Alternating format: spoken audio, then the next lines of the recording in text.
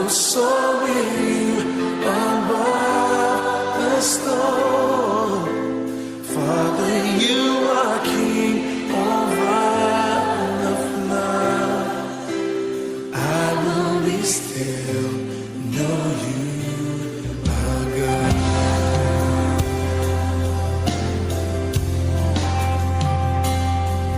Find rest in my soul in Christ alone. Know His power in quietness and trust. When the oceans rise and thunders roar, I will soar with you above the storm. Father, you are king over the flood. I will be still, know you are God. When the oceans rise and thunders roar, I will soar with you above the storm. Father, you are king over the flood. I will be still, know you are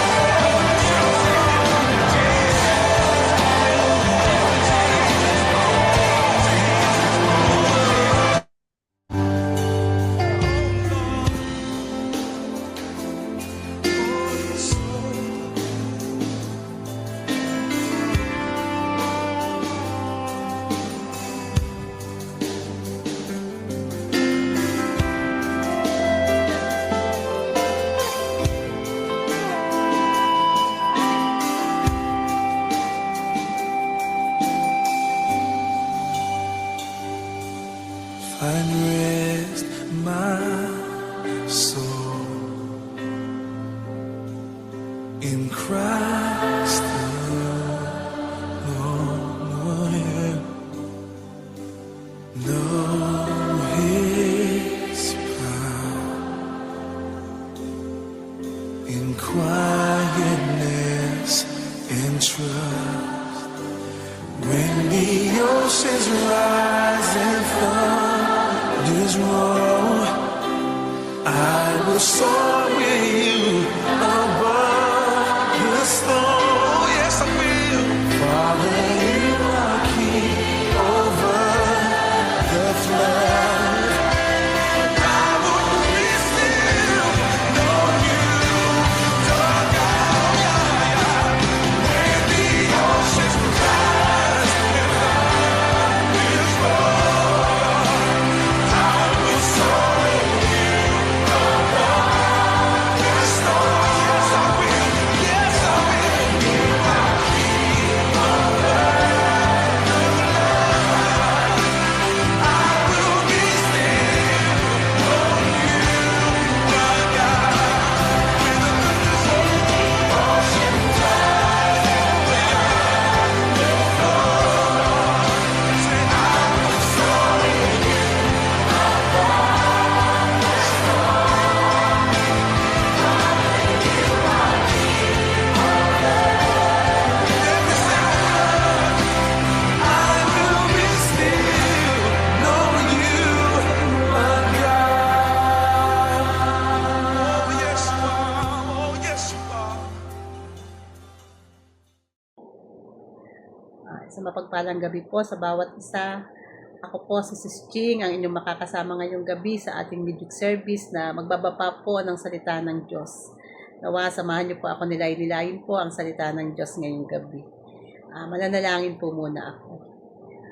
Dakilang Diyos, Ama naming makapangyarihan sa lahat, kami po ay nagpupuri at nagpapasalamat sa gabing ito, sa buhay at kalakasan na pinagkaloob mo po sa bawat isa. Nawa, samahan niyo po kami ngayong gabi sa pag-aaral ng iyong salita. I-bless mo po ang lahat ng makikinig. Nawa po may magrema po sa kanilang mga puso at isipan upang magamit po ito sa pang-araw-araw na buhay. I-bless mo rin po, Panginoon, ang aking mga labi at itago mo po ako sa iyong likuran. Tanging pangalan mo lamang ang aking maitaas at mapapurihan sa gabing ito.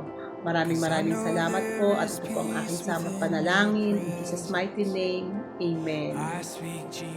Amen po. Sige po, ang aking pong tatalakayin ngayong gabi ay mula po sa mga parabola at talinghaga po sa aklat po ng Marcos chapter 4 verses 35 to 41. Ang title po nito ay Pinatigil ni Jesus ang Bagyo. Sabi po dito, kinagabihay sinabi ni Jesus sa mga alagad, tumawid tayo sa ibayo. Kaya't iniwan nila ang mga tao at sumakay sila sa bangkang sinasakyan ni Jesus upang tumawid ng lawa. May iba pang mga bangkang nakisabay sa kanila. Habang naglalayag, inabot sila ng malakas na bagyo, kaya't ang bangkang sinasakyan nila'y hinampas ng malalaking alon at ito'y halos mapuno na ng tubig. Si Jesus ay natutulog noon sa may hulihan ng bangka, nakahilig sa isang unan. Inising siya ng mga alagad at sinabi, Guro, baliwala ba sa inyo kung mapahama kami? Bumangon si Jesus at sinaway ang hangin. Tigil, at sinabi sa lawa, tumahimik ka. Tumigil nga ang hangin at tumahimik ang lawa. Pagkatapos sinabi niya sa mga alagad, bakit kayo natatakot? Hanggang ngayon ba'y wala pa rin kayong pananampalataya? Natakot sila ng labis at namangha. Sabi nila sa isa't isa, anong klaseng tao ito? Pati hangin at lawa ay sumusunod sa kanya. Purihin po ang Diyos sa pagkabasa po ng salita ng Diyos. Amen po. Siguro po, halos lahat po naman ay nakarinig na at nabasa na po ang senaryong ito, di po ba? Na kahit po mga bata ay talagang alam na po ang kwento na ito. Pero masarap po kasi itong nilay-nilayin, itong talinghaga na ito. Dahil talaga pong magaganda po yung katuruan at napakarami po talaga nating matututunan sa verses na ito, di po ba? Sa talinghaga na ito. At talagang sobrang makakarelate po ang bawat isa. Makikita nga po natin dito na kung saan po ay si Jesus po at ang kanyang mga alagad ay nakasakay nga po sa isang bangka nang biglang dumating po yung malakas na bagyo at hinampas po ng malakas na alon yung sinasakyan nilang bangka. Kaya nga po yung mga alagad po ni Jesus ay talaga pong natakot at siguro po talagang takot na takot pa sila dahil talagang nagpapanik pa sila siguro dahil po talagang hinahampas na po ng malakas na alon yung kanilang bangka na talagang ikakapahamak nila, di po ba? Pero si Jesus nandun lang sa bangka at natutulog. Nakahilig pa daw po sa una na parang natutulog lang sa bahay, di po ba? Kaya ginising siya ng kanyang mga alagad at sinabi sa kanya na baliwala ba sa kanya na mapahamak sila? Yun po yung tanong ng mga alagad sa kanya na alam po natin na parang wala po talaga silang tiwala, pananampalataya kay Jesus, di po ba? Dahil bakit ganun yung tanong nila kay Jesus? Na nakita po natin dito, hindi po talaga nila kilala si Jesus. Po ba na yung kasama nila sa bangka, ang Lord and Savior ng kanilang buhay. Yung kasama nila sa bangka, yung ang tagapagligtas ng sanlibutan, di po ba? Sa tingin po ba natin natutulog ang Diyos na natutulog lang po si Jesus doon sa bangka sa kabila po ng nararanasan ng bangka na paghampas ng malalakas na alon? Di po ba? Nakikita ko po dito na para pong sadyang nagtutulog-tulogan lang po ang Panginoon para po masubukan niya po yung pananampalataya sa kanyang mga alagad, di po ba? Kaya hinihintay lang po niya talaga kung ano po yung gagawin ng kanyang mga alagad.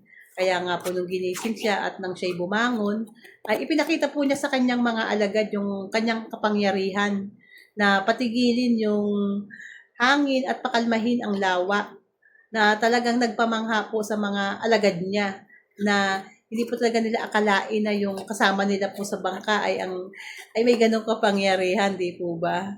Kaya nga po, kung i-apply po natin ito sa buhay ngayon, katulad nga po ng bagyo na naranasan ng mga alagad ni Jesus, tayo po na mga anak na ng Diyos, di po ba? Mula nang tinanggap po natin siya sa ating buhay, hindi lang natin siya basta kasama, dahil nananahan na po siya kasi sa ating buhay, di po ba? Nananahan na siya sa ating mga puso. Kaya nga po ang talanghaga po na ito ay isang reminder po. Ito, lalo na po sa mga hindi pa po lubos na sumasampalataya at nagtitiwala sa kapangyarihan ng Panginoon. Yung mga may takot pa rin, may pag-aalinlangan. Ito po talaga isang patunay na anumang pagsubok po ang dumating sa ating buhay, bagyuhin man tayo ng mga problema, huwag po talaga tayong matatakot. Kasi alam po natin, kasama natin ang Diyos. Magtiwala po tayo sa Kanya na talagang hindi niya po tayo iiwan ni pababayaan man, po ba? Dahil nga po, sabi nga po, promise keeper po ang Lord, di po ba? Kaya nga po, dapat hindi na po tayo natatakot. Diba? Kaya sabi po ni Jesus sa kanyang mga alagad, bakit kayo natatakot? Hanggang ngayon ba'y wala pa rin kayong pananampalataya? Di po ba? Wag na po nating antayin na tanungin din po tayo ng ganyan ni Jesus, di po ba? Na bakit hanggang ngayon wala pa rin tayong pananampalataya? Kasi ginawa na po lahat ng Panginoong Jesus ang paraan para po tayo ay maligtas eh. Po ba? Kagaya po lang sabi niya sa John 3:16, sapagkat gayon na lamang ang pag-ibig ng Diyos sa sanlibutan, kaya ibinigay niya ang kanyang bugtong na anak upang ang lahat ng sumampalataya ay hindi mapahamak, kundi magkaroon ng buhay na walang hanggan. Amen po, di po ba? Kaya po hinihintay lamang po tayo ng Lord. Hinihintay niya po na dalhin natin siya sa ating mga bangka na nasa atin pong buhay. Dahil nais po niya tayong pakalmahin at alisin po ang lahat po ng ating mga takot. At ang gusto po ng Panginoon ay makasama niya po tayo sa paglalakbay po ng ating buhay. Di po ba? Kaya nga po, napaisip po ako dito sa tanong sa kanila ni Jesus na bakit kayo natatakot? Hanggang ngayon ba ay wala pa rin kayong pananampalataya? Kasi nabasa ko po dito sa chapter 33 na katulad po ng ginagawa natin na sabi po dito, ipinangaral ni Jesus sa mga tao ang mensahe sa pamamagitan ng maraming talinghagang tulad ng mga ito, hanggang sa makakaya pa nilang makinig. Tuwing nangangaral siya sa kanila at gumagamit siya ng talinghaga, ngunit ipinapaliwanag niya ang mga ito sa kanyang mga alagad kapag sila-sila lang. Di po ba? Katulad po ng ginagawa ng ating mga pastor at pastora pag po nagbababa ng mensahe ng Diyos sa pulpito, binabahagi niya sa mga dumadalo sa ating mga simbahan. Di po ba? Yung ibinababa po sa pulpito na mensahe, ibinababa rin po, uulitin po natin sa PND, di po ba? Inuulit sa ating prayer and discipleship upang mas himayin, mas pababawin pa po yung mga salita na ibinaba. Di po ba? Katulad po ng ginawa dito ni Jesus, di po ba, nasabi, nangangaral siya sa mga tao sa pamamagitan ng mga talinghaga. Pero kapag sila-sila lang daw po ng mga alagad, ipinapaliwanag niya ito. Di po ba? Pinapaliwanag niya po ito. Kaya nga po, di po ba, hinihimay-himay yung mga salita para mas matutunan po natin. Kaya nga po talagang napakasarap po dumalo sa ating prayer and discipleship dahil talagang hindi po talaga nakakasawa kasi talagang sa araw-araw po may bago po tayong pinag-aaralan. Kaya po araw-araw may bago po tayong natututunan, di po ba? Kaya po talagang dapat po sa tagal po natin na nag-aaral na sa ating PND na tayo po ay marami nang natutunan. Dapat po hindi na po tayo matanong na bakit tayo natatakot na hanggang ngayon ba wala pa rin tayong pananampalataya, di po ba? Kasi talaga pong dapat po meron na po talaga tayong malalim na pananampalataya, eh, 'di po ba, malalim na at tunay na na tiwala sa Diyos, tunay tayong naniniwala at nagtitiwala sa kanyang kapangyarihan, 'di po ba? Ah, kaya po talagang na dapat po talaga, ah, maging maging ano na po tayo, talaga maging matatag, 'di po ba? Dahil po sa dami na po ng ating natututunan. Pinapaliwanag ni Jesus sa kanila 'pag sila-sila na lamang, pero andun pa rin yung mga takot nila at talagang hindi sila nananampalataya na kayang gawin ni Jesus sa kanilang buhay, yung mga kamangha-manghang bagay, 'di po ba? Kaya nga po, parang din po naman tayo, 'di po ba, aminin din po natin na talagang minsan o madalas na 'pag may mga pagsubok din pong dumarating sa ating buhay, hindi po talaga natin maiwasan na makaramdam po ng takot at pagkabalisa. Po ba na kahit tayo po ay mananampalataya na, ah, 'di po talaga natin maiwasan yung mga gano'ng damdamin, 'di po ba? Kaya nga po ako, aminado po talaga ako diyan na talagang, ako po minsan nauunahan po talaga ako ng takot, pinanghihinaan din po ako ng sama ng loob. Parang sipiling ko po minsan parang wala akong kakampi, wala akong karamay, wala nga po nung nawala yung asawa ko. Parang, nandun kasi lagi yung lungkot na nararamdaman ko. Pero dahil nga po sa palaging pakikinig at pag-aaral ko po ng salita ng Diyos, dahil naniniwala po talaga ako na promise keeper po si Lord, natutunan ko po talaga na maging matatag, magtiwala po sa Diyos at higit po sa lahat, manalangin palagi na may pasasalamat, lalo na po sa mga panahon ng pagsubok. Kasi dito ko po talaga nararanasan at napapatunayan na kasama ko po talaga ang Panginoon. Nararamdaman ko po talaga na hindi niya po ako iniiwan at hindi niya po ako pinababayaan. Lalo na po sa mga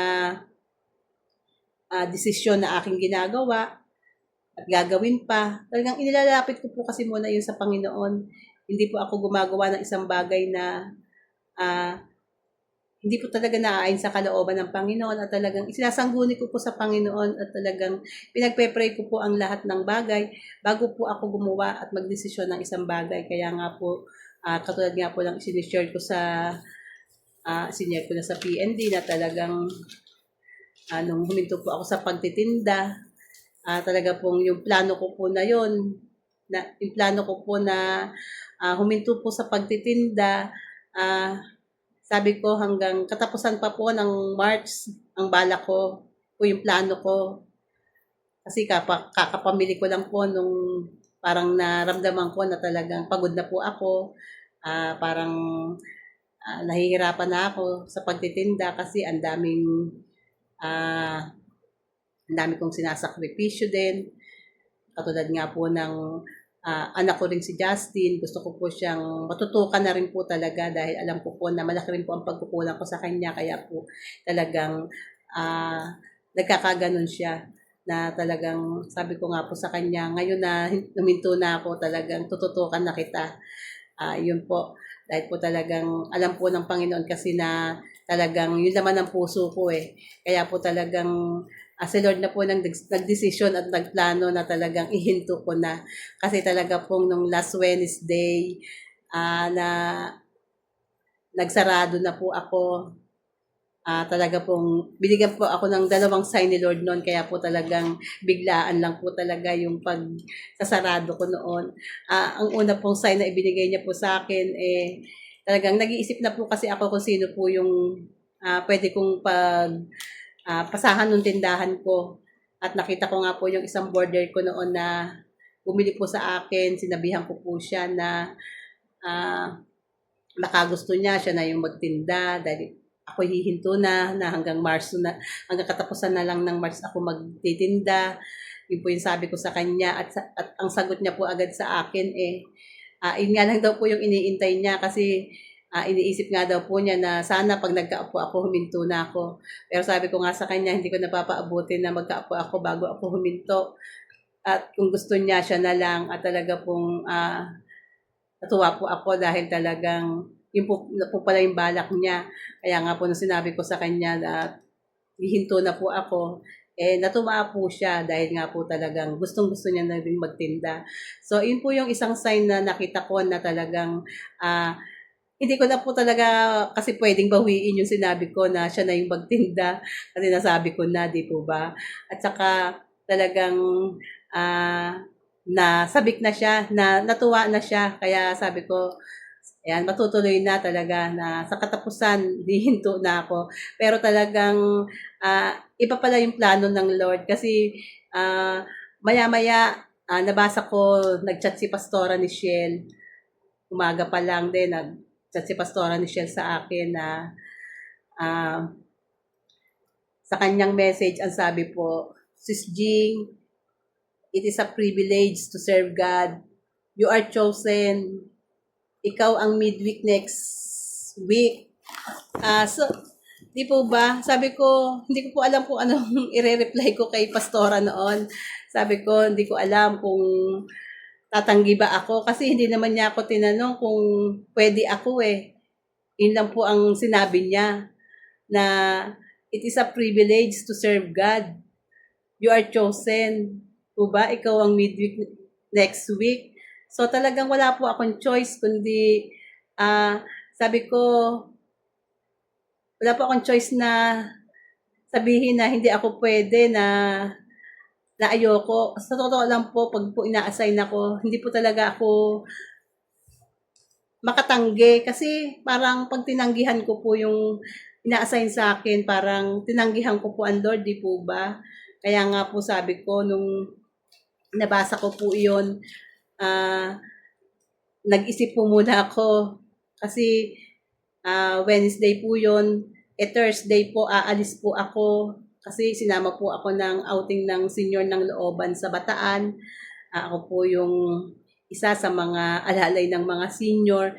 Kaya sabi ko, parang mahihirapan ako kasi ako ang exhorter din ng Friday, ng Saturday po sa PND. Kaya sabi ko, Webes aalis ako, Friday ko aaralin yung gagawin yung i-exhort ko ng Saturday.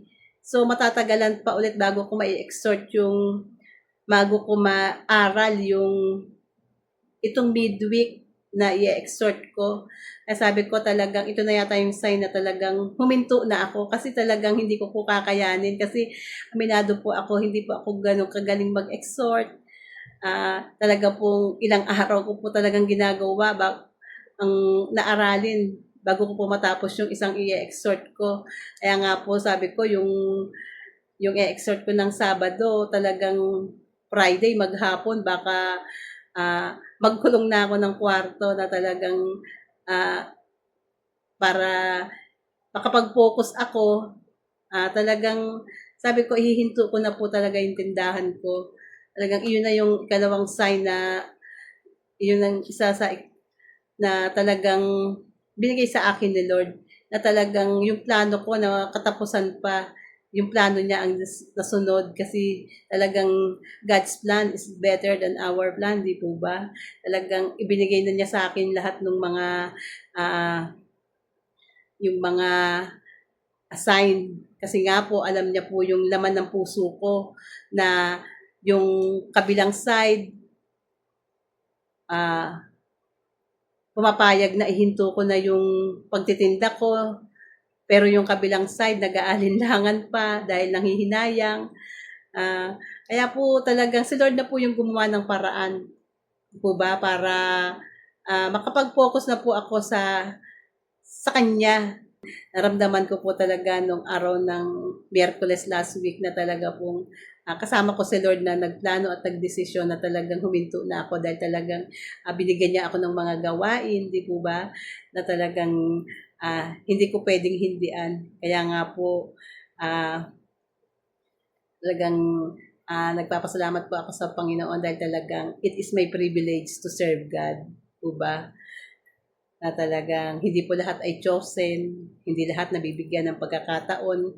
Kaya po sobrang blessed po na ako po ang napili na magamit ngayon sa ating midweek service.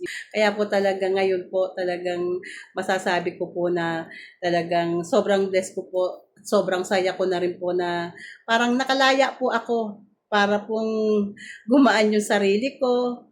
Parang nabawasan kasi yung mga iniisip ko. Ganun po yung pakiramdam ko ngayon na para pong talagang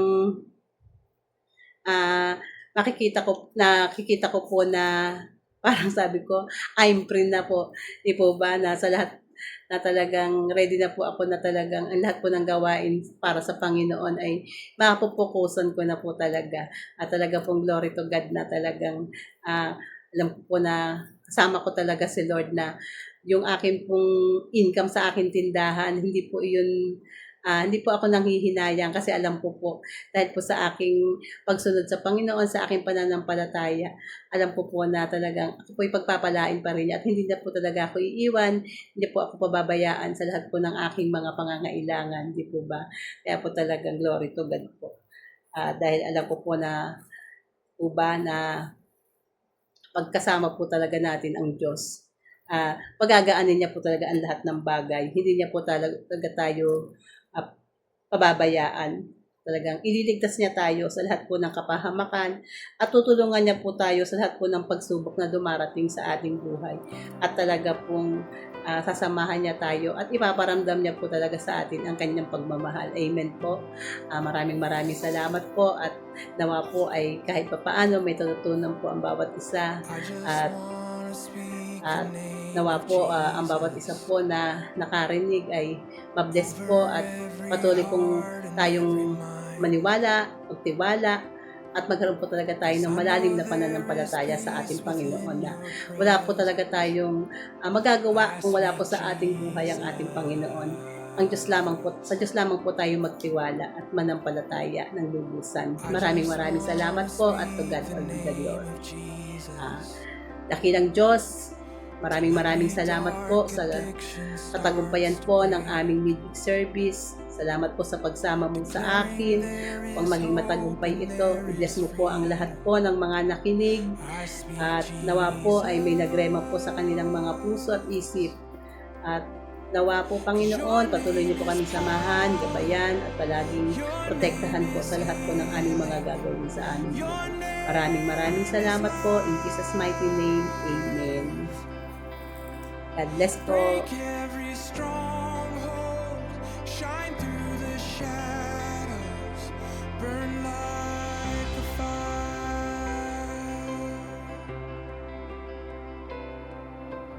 I just wanna speak the name of Jesus over fear and all anxiety. To every soul held captive,